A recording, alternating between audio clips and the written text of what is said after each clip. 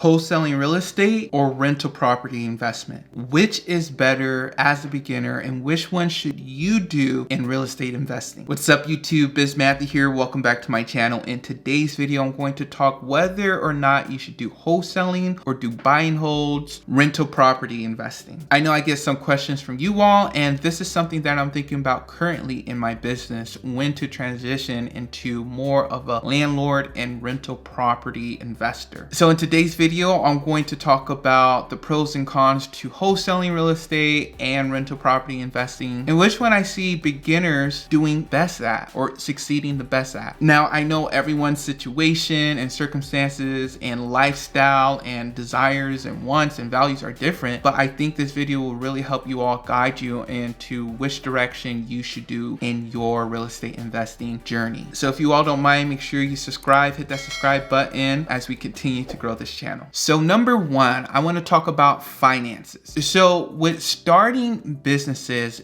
it may take some upfront capital, right? It takes some money to invest in real estate and just start your business, whether it's wholesaling or rental property investing. So with wholesaling, it's not entirely free, but it is relatively low compared to starting other businesses, especially in the real estate realm. So with wholesaling, of course, there's not a lot of startup costs. There is costs related to buying lists, maybe hiring people out, cold callers, buying phone numbers, and other softwares you may use in your business. With real estate investing, sometimes you have to put a large down payment, you have to do repairs and other things like that. But in today's video, in this section, I want to actually make the case that both sides, wholesaling and rental property investing, is relatively low and that you can do it with zero money out of pocket, both sides. So for example, wholesaling, there are plenty of people who get their very first deal working with real estate agents. I never closed a wholesale deal working with a real estate agent. I know there are people on YouTube that do that extensively, and they're more knowledgeable of working with agents than I am. Working with on-market properties, I usually like to stay off-market and do my deals off-market. But yeah, you can close wholesale deals with little to no money. Sometimes people randomly knock on the door, or they're lucky and they find a property on Craigslist or Facebook Marketplace. These things can happen with relatively no money out of pocket. In the same way with rental property investing, you can probably watch a ton of videos on YouTube of people buying properties with nothing out of their pocket. Now, initially they may have to put some money up front, but they get all their money back and then some. Some people don't even have to put any money back, because some things that you can do is you can do seller financing, where you can have no down payment and that the seller loans you or acts as the bank and provides a mortgage for you to buy their house. You could do sub 2, where you take hold of the mortgage payment and different things like that. You can also do the BRRRR method, where you get a hard money lender, they help with the renovation costs, and then you refinance it with the bank. So there's different methods, even in rental property investing, where people really think that they need a 20% down payment for every rental property. But no, there are different ways that you can scale this business with little to no money. Of course, there are some pros and cons to both. So for example, the finances with real estate investing with rental properties is that sometimes when you need to refinance with a bank, they look at your W-2s. And so you have to have a decent job or decent income history in order for the bank to have confidence in you to pay them back. The other thing with financing is that I like that wholesaling builds capital in order for you to put down payments on rental properties and to keep them for yourself. So those are the different ways with financing. So you have wholesaling and you have rental properties. Both can be done with little to no money out of pocket, but at the same time, rental property investment may take a little bit more capital than wholesaling, depending on what area and what avenue you want to do. And especially with rental property investing,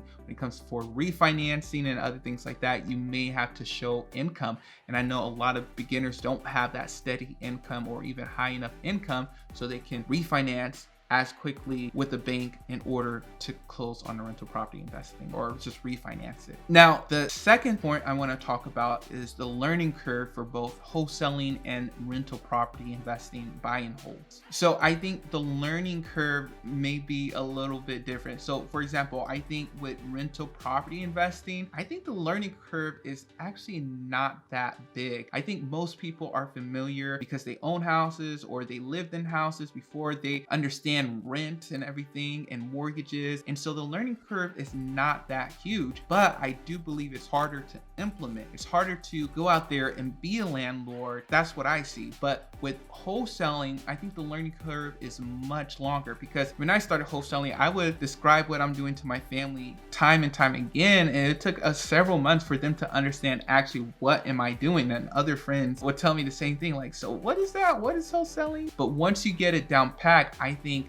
it's easier to implement. It's easier to set up a dialer and start calling. It's easier to hop on PropStream. If you all are interested in PropStream, check the link down below and pull a list of motivated sellers in order to cold call. So you see both sides, but I think overall, you can do either one. It just depends on what you're looking for and what are your strategies and what is your end goal with real estate. So it's just important how much learning you want to do along the way with your real estate investing. All right, so the next thing I want to talk about are the risk involved in either wholesaling and buy and holds. So with wholesaling specifically, you have some risks involved with the restrictions coming to this industry. So for example, in certain states and cities, they require you to have a license in order to wholesale real estate. For right now, being a flipper or landlord, holding buy and holds, you do not need to hold a license. So you have to consider, do you want to go through regulations and do you want to go through getting your license in order to wholesale properties? The risk with buy and holds is always the economy, right? I think during a recession, it usually hits harder on buy and hold investors, especially if they're just buying properties right now just for the appreciation and not necessarily for the cash flow.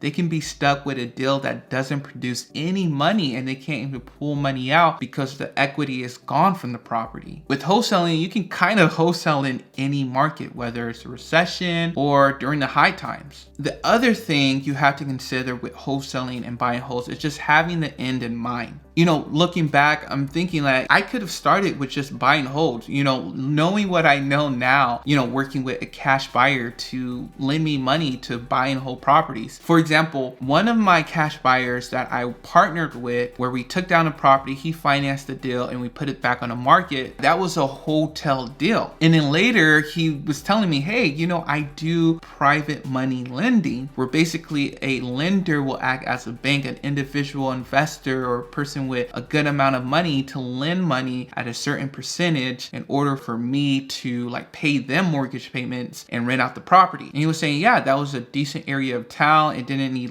major repairs and you could have got a decent amount of rent for that property. Now, hindsight is always 20/20, because I would have taken that house down if I got in it a few months ago, but this was probably last year around May. And so I had a different mindset. I was just thinking cash, give me money, closing wholesale deals. And I made a good amount on that deal. I think we profited over 40 grand and we split that 50-50. So make sure you have your end in mind, and you can start with your end in mind. Whether you want to be a huge residential developer, there's something in development that you can start with, whether you're working for a real estate development company or you're just on the field trying to develop properties on your own and partnering and learning from other developers. So don't think that you have to start with wholesaling the entry, wholesaling is the absolute best way or the only way to get started in real estate investing. So those are some of the ways that you all can weigh out the pros and cons to wholesaling and buy and hold investing. Which one do you all think you relate to most, or which one do you want to do more long term? And remember, you can do both of them at the same time, right? You can wholesale properties and then cherry pick the ones you want to keep as a rental property. If you want to just start with